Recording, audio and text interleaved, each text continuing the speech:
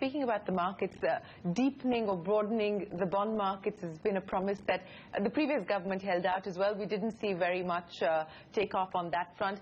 This government has also talked about it, but do you feel confident that we are actually going to move towards that in any kind of meaningful fashion?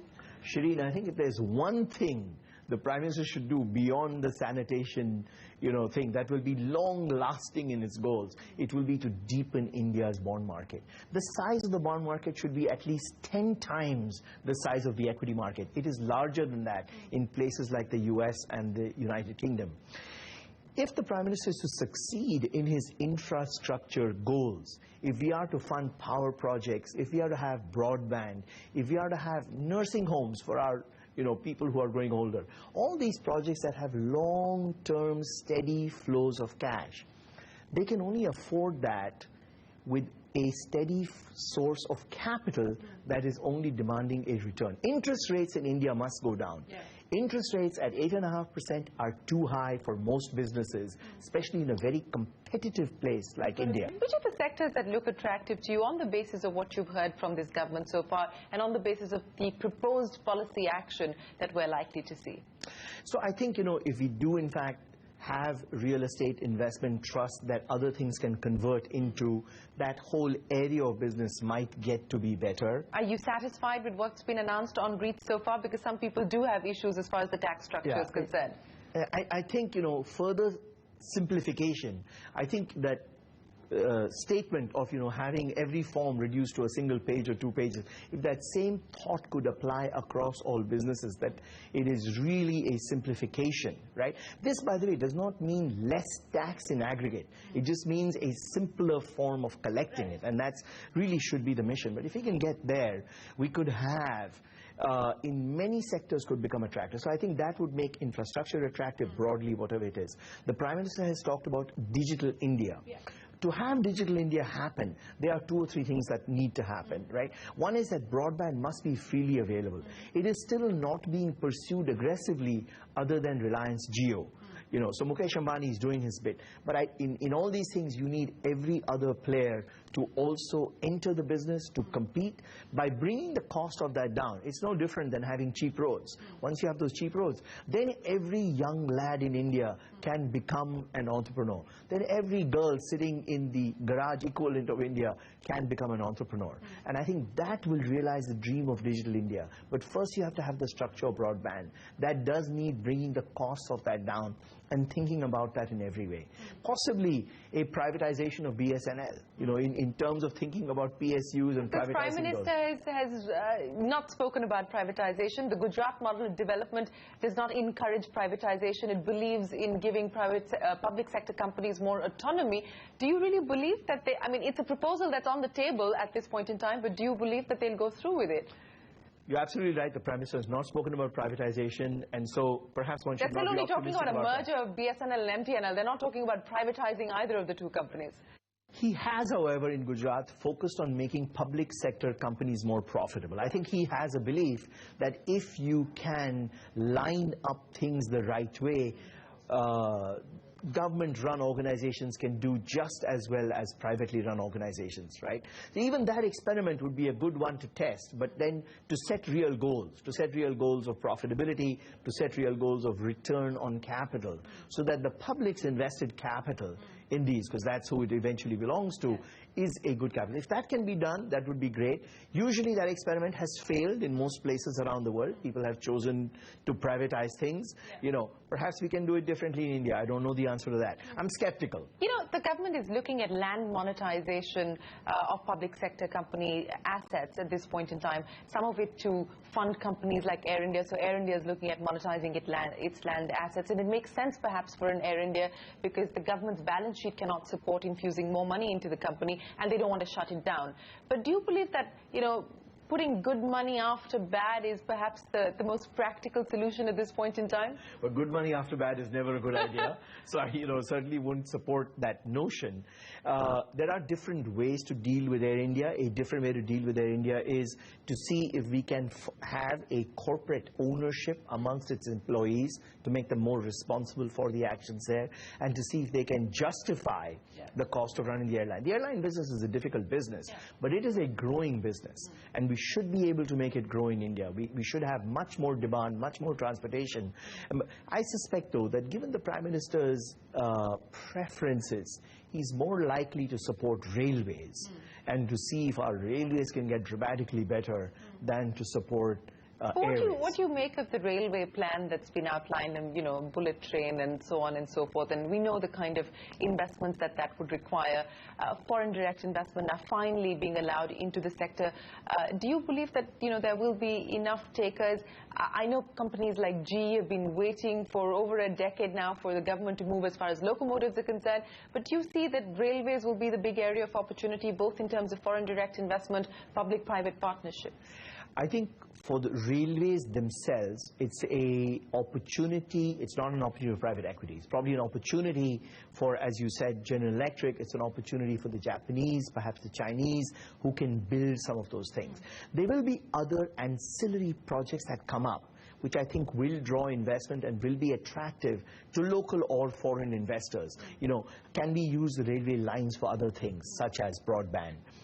What services will passengers require, which are substantial in what they need, and can we offer those? So there are models from other places that we can adopt to do that. But I think that's a very, very ambitious project, likely to be something that takes a long time to get done. That I classify in the class of big vision, but very hard to execute. How do you assess this government's approach to FDI?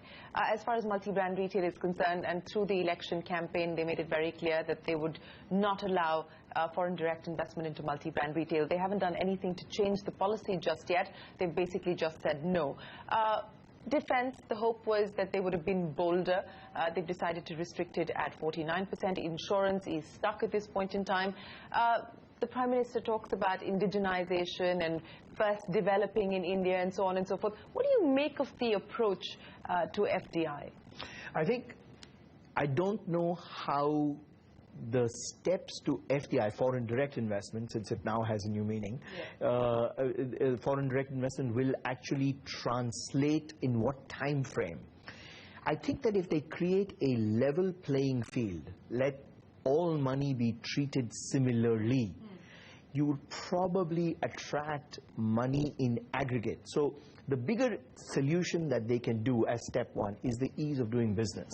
Right? You will not attract large dollars from insurance companies. You will not attract large dollars from retailing companies, for those steps to happen.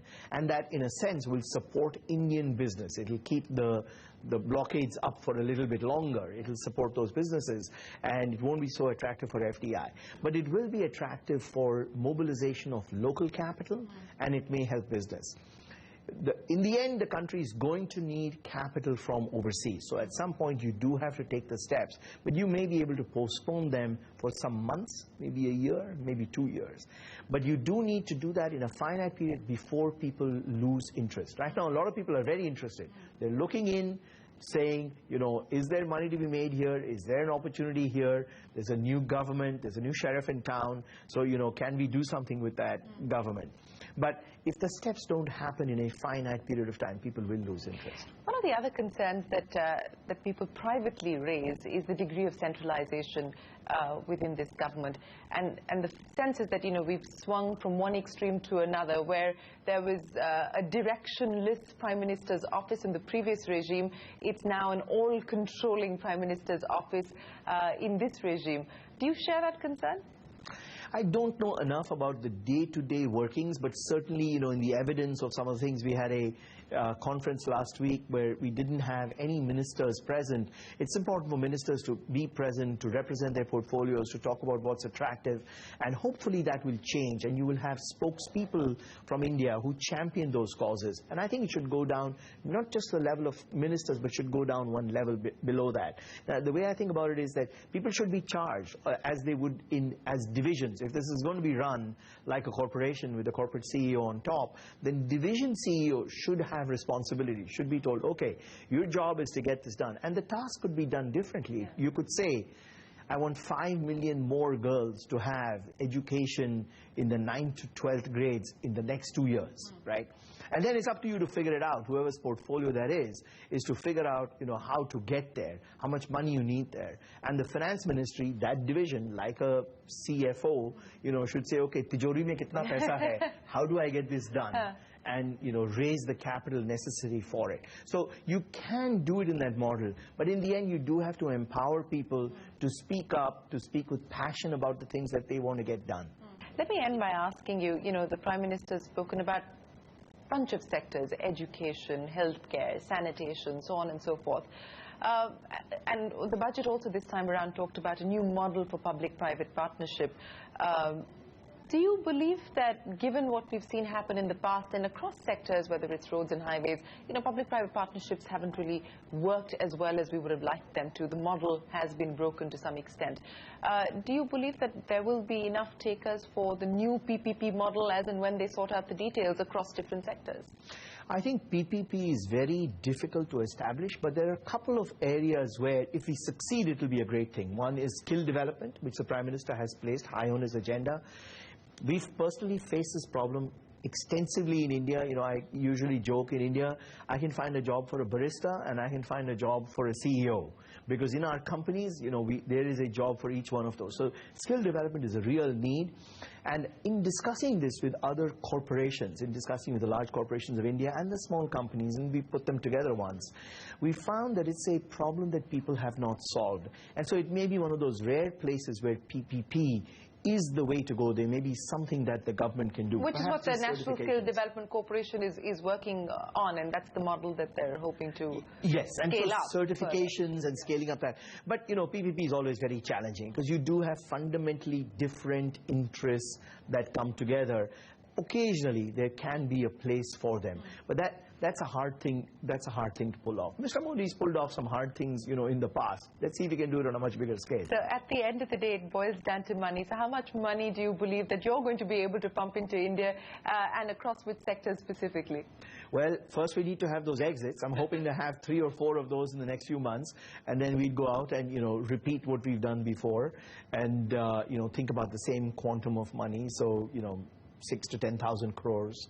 Over the next few years. But we do need to see some of these things actually happen before we start deploying that capital. Well, Parag, it's been a pleasure talking to you. Thank you very much for joining us on CNBC TV 18. Thank you, Shireen.